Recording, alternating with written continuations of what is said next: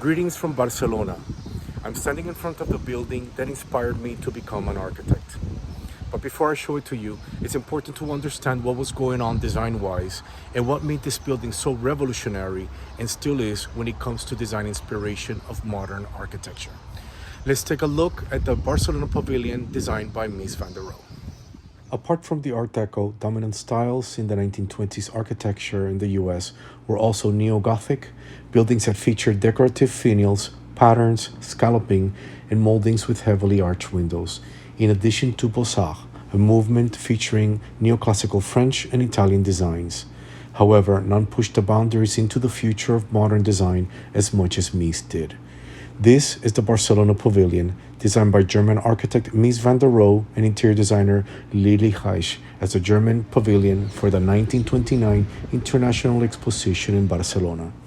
It is an excellent example of minimalist and avant-garde design. Even today, 100 years later, the Barcelona Pavilion is still used as an inspiration model for contemporary architecture. From book-match marble wall panels to the coordination of how materials line up, Mies questioned everything and designed every detail accordingly. He coined the phrase "God is in the details," and he showcased it here.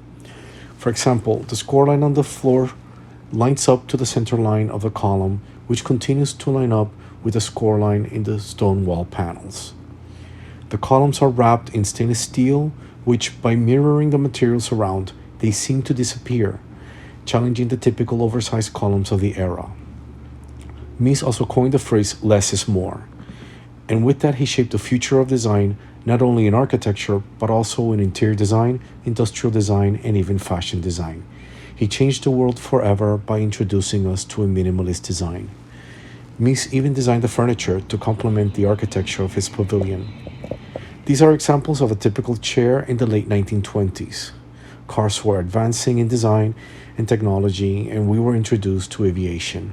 This is the Barcelona chair. A chair that questioned everything.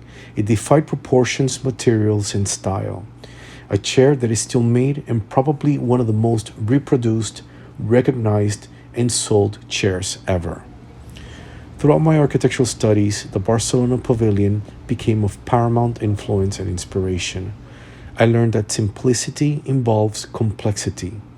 Simple design aesthetics involve complex design solutions, and Mies was a master of this. Thank you, Mies.